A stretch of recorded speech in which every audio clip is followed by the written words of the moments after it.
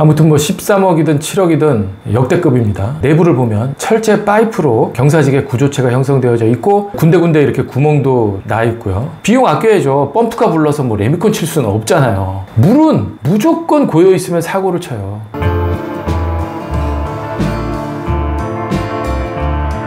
네, 오늘은 준공한 지 20년 가까이 된 아파트다라고 하면서 보내주셨는데, 이제는 세대 내부를 넘어서 금속기화라고 하는 좀 옛날에 사용했던 공법인데, 겉으로 보기에는 그냥 이런 식으로 평범한 경사지붕입니다. 이렇게 경사지붕을 박공지붕이라고 하잖아요.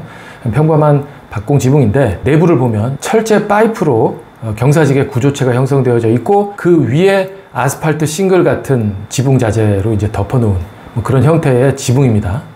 근데 이게 너무 오래돼서 노후화된 거죠. 그러니까 지붕으로서의 기능인 뭐 눈, 비 막아주는 거 이런 거를 지금 전혀 못하고 있는 이런 상태예요. 군데군데 이렇게 구멍도 좀 나 있고요. 뭐 그러다 보니까 지붕 안쪽으로 빗물이 이렇게 이제 다 들이쳐서 지붕 속에 이제 군데군데 다 웅덩이가 된 뭐 그런 상태입니다. 그러다 보니까 바로 밑에 있는 꼭대기층 맨 위에 세대는 당연히 이제 이런 피해를 겪고 있죠. 왜냐하면 그 평지붕 구조체에는 방수를 저 경우에는 안 하거든요. 그 외부에 이제 금속 지붕 이 자체로 눈비를 막아주는 역할을 하기 때문에 평 슬라브에는 방수를 안 해서 물이 들어오니까 당연히 이제 최상층 세대로는 물이 저렇게 새서 굉장히 큰 피해를 볼 수밖에 없는 이런 상태가 됐습니다. 특히 엘리베이터 기계실 쪽으로의 누수가 또 심각해서 비만 많이 오면 이제 엘리베이터가 가동이 중단되는 사례가 속출하고 있고, 그러다 보니까 굉장히 위험하고 불편하고 뭐 이런 상태입니다. 보수를 해야 돼서 전체적으로 다 고치는 거를 알아보셨어요. 견적을 받아보니까 12억 8천, 13억이 나왔어요. 그래서 이게 너무 비싸니까 철거하지 않고 뭐 지붕에 방수 합판을 이제 추가적으로 대서 그렇게 하는 방법으로도 받아봤는데 이것 또한 7억 뭐 이제 이렇게 나오는 거예요. 그래서 이분이 저한테 이제 메일로 이런 방식이 맞느냐, 다른 방식은 없겠느냐, 이제 이렇게 이제 문의를 해 주신 그 내용입니다. 아무튼 뭐 13억이든 7억이든 여태까지 문의해 주신 내용들 중에 규모면으로 봐서는 역대급입니다. 네, 요거 좀 말씀드릴게요. 제가 쭉 좀 살펴봤는데 결론, 생각의 전환을 좀 할 필요가 있을 것 같아요. 방수를 구조체인 저 평 슬라브 있잖아요. 콘크리트 슬라브, 저 위에다 하는 거죠. 굳이 뭐 구조적으로 낡고 뭐 도대체 내년이나 후년 되면 또 어디서 셀지 모르는 저런 현 경사지붕에 뭔가를 또 좀 덧대서 그걸 뭐 보수하고 뭐 이럴 생각을 하셔서는 안 될 것 같아요.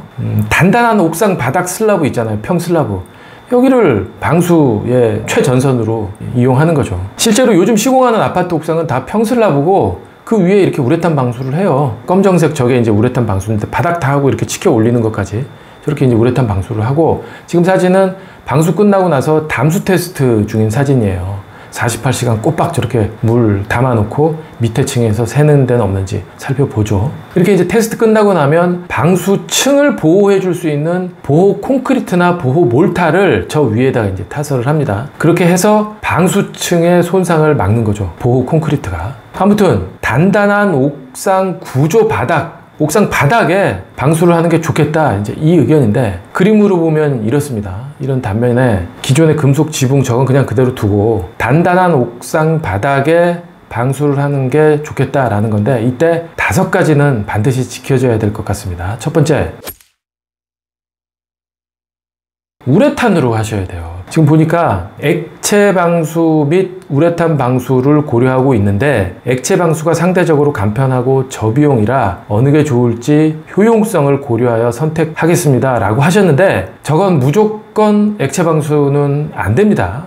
외부잖아요. 햇볕도 받고 겨울엔 또 그대로 춥고 이럴 텐데 온도에 따라서 늘고 줄고 해요. 미세한 움직임과 균열을 탄력성 있는 우레탄이 받아줘야 돼요.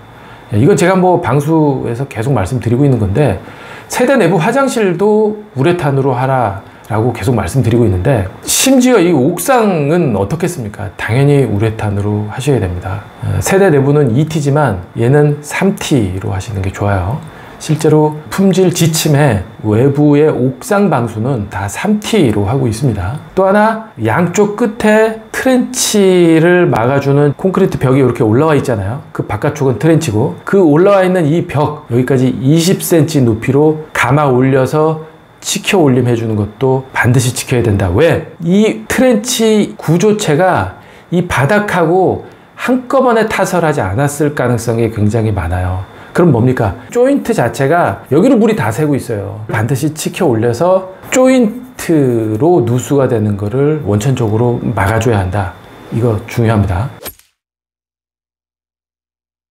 우레탄 방수 끝나고 났으면 내부에 물 고임 방지용 구배 몰타를 쳐야죠. 비가 지금 들어오고 있잖아요. 저 안에서 물이 고인단 말이에요. 방수는 했지만 물이 고여놓은 채로 계속 둬서는 안 된다고요. 외부에서 물이 들어와도 경사가 젖어 있어서 물이 다 빠져나가게끔 만들어줘야 된다고요. 그래서 내부에 양쪽으로 구배가 젖어 있는 물고임 방지용 구배 몰타를 타설을 해야겠다. 이 물고임 방지용 구배 몰타는 방수층 보호해주는 기능까지도 같이 수행을 하니까 이것도 반드시 해줘야 된다 라는 거고요. 이게 가능하냐라고 생각하실까봐 말씀드리는 건데, 방통 타설용 압송기예요. 실제로 현장에서 방통 미장할 때 사용하는 장비고, 아까 옥상에 방수 보호용 콘크리트로 타설한다 라고 말씀드렸는데, 일부 현장에서는 실제로 이 방통기계를 이용해서 몰탈로 방수 보호용 몰타를 치기도 해요. 실제 상황입니다. 그러니까 얘는 옥상까지 충분히 올라갈 수가 있어요. 저 압력으로. 구조적으로도 아무 문제가 없는 거고요. 저렇게 몰타를 해놨다 그래서 구조적으로 문제 있는 것도 아니고,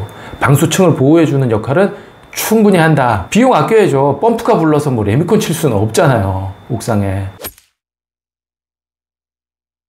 세 번째, 아까 말씀드렸던 옥상 내부에 그 양쪽 옆구리 있잖아요. 저 옆구리에 물 빠진 배수구를 코어링을 해서 뚫어줘야 돼요. 저 안에 지금 물이 들어오고 있단 말이에요. 그게 빗물이 이제 들어오면 외부로 빠져나가야죠. 내부에 있는 물이 다 빠져나가야 된단 말이에요. 저 구멍을 뚫어놓으면 물이 어디로 가느냐? 여기로 갑니다. 바로 옆에 있는 트렌치로 다 빠져나가는 거예요. 그 박공 지붕 내부에 물이 있지를 않고 빠져서 저 트렌치로 빠져나가는 거예요. 트렌치로 들어가고 나면은 드레인으로 흘러서 저 밑으로 빠져나가게 되는 거죠. 지금 그런데 외부 트렌치도 경사가 완만히 돼 있지가 않아서 이렇게 물이 고여 있는 데가 사진에서 보여요. 예, 저것도 좀 잘못된 겁니다. 예, 몰탈로 내부에 방수 보호용 몰탈 타설하시면서 저렇게 트렌치에 물이 고여 있는 부분도 같이 경사를 잡아서 드레인 쪽으로 물이 쉽게 빠져나갈 수 있도록 트렌치 내부의 경사도 같이 줄 필요가 있습니다. 물은 무조건 고여 있으면 사고를 쳐요.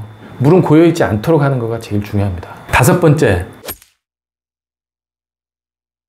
일부 구간에 저렇게 지붕 판재 자체가 탈락이 되어 있는 거가 눈에 띄던데, 이건 뜯겨져 나갈 만한 것들은 다 뜯어서 아래로 내리셔야 돼요. 태풍이라도 오면 얼마나 위험하겠습니까? 바람이 불어도 날릴 만한 것들은 무조건 다 고정하거나 밑으로 뜯어서 내려보내거나, 이게 마지막입니다. 그리고 요거는 뭐 선택의 문제지만 아까 옥상 바닥에 단열재 시공도 할 수 있을 것 같아요.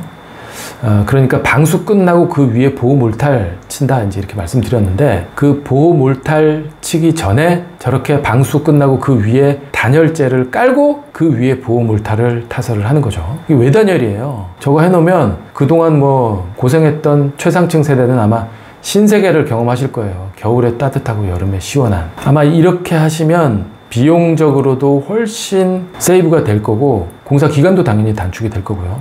방수 전혀 문제 없을 겁니다. 그리고 한 말씀만 더 드릴게요. 저한테 메일 보내주신 분이 이분이 보면 관련 자료를 굉장히 꼼꼼하게 준비하셨더라고요. 관련 업체들 견적받는 것도 뭐 공사 방법 바꿔가면서 몇 차례씩 받으셨고, 카페도 개설해서 궁금한 내용 공유하고 계셨고, 뭐 결국은 제 채널도 찾아서 이렇게 문의도 하신 걸 보면 뭐 기본적으로 열정이 있는 분인 거죠.